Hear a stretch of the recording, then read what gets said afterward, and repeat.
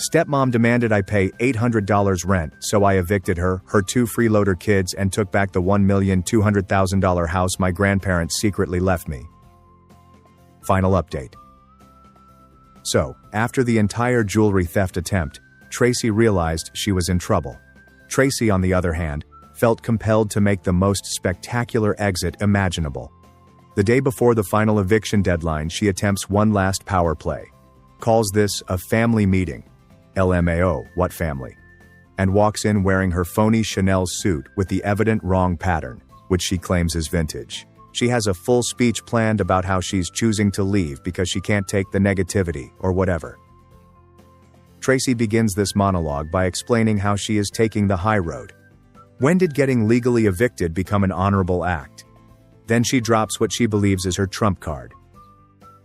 Your father and I have decided to move to Florida. We just bought a beautiful house in Tampa. Much nicer than this old place. First and foremost, they did not make any purchases. I honestly saw her GoFundMe for Family in Crisis Needs Housing, which received exactly $43 in donations. Second, my father wasn't even present for this news. He was in a hotel. It turns out that witnessing your wife try to steal your deceased wife's valuables is quite depressing. Who knew? But here's when it gets good. While Tracy is doing her faux elegant exit speech, the movers I hired arrive. Specifically in the midst of her "this house was beneath me anyway" diatribe. There are these gigantic dudes coming in with crates and dollies. Tracy's face does that odd frozen thing again.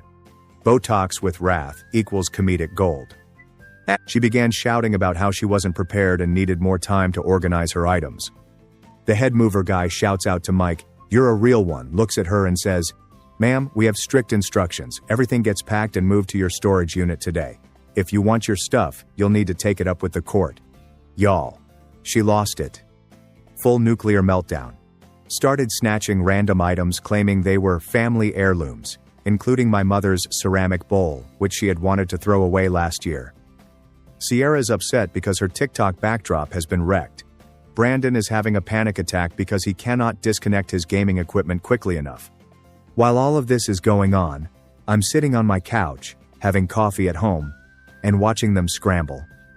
I posted a couple updates to my private tale, and suddenly all these individuals from high school are sliding into my direct messages like, "OMG, I always knew she was fake." Final inventory of items they attempted to steal on their way out. 3 of my mother's necklaces, captured on camera. My grandmother's china set, also on camera. The nice coffee maker, I purchased it with my Starbucks money.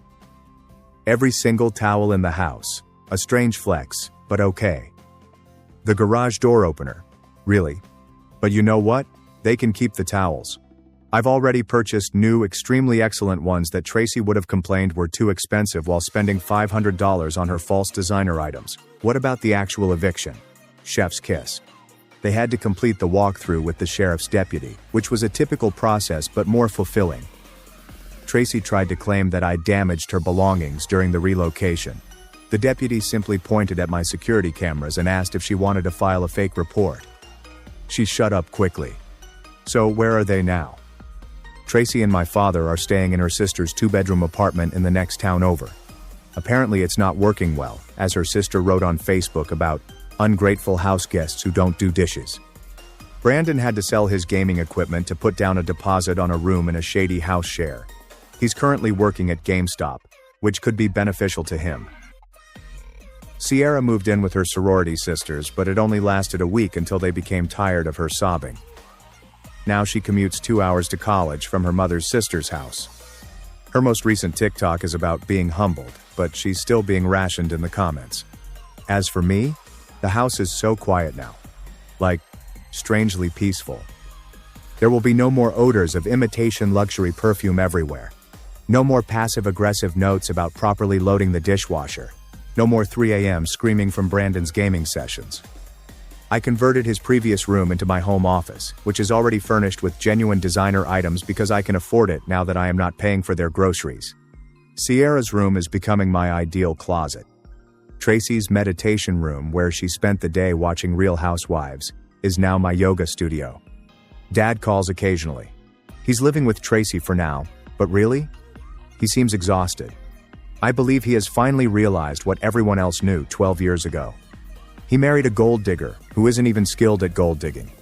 Was I overly harsh? Maybe. Do I regret it? Nope. They screwed around. They discovered it. It turns out that karma doesn't care about your faux Gucci slides. My mom's best friend Elise is currently renting one of the spare rooms, so I'm not alone in this large house. She's teaching me all of mom's old recipes and helping me replace things Tracy threw away over the years. Sometimes excellent things emerge from horrible situations. Please like, comment, and follow Reddit POV to get more stories like this.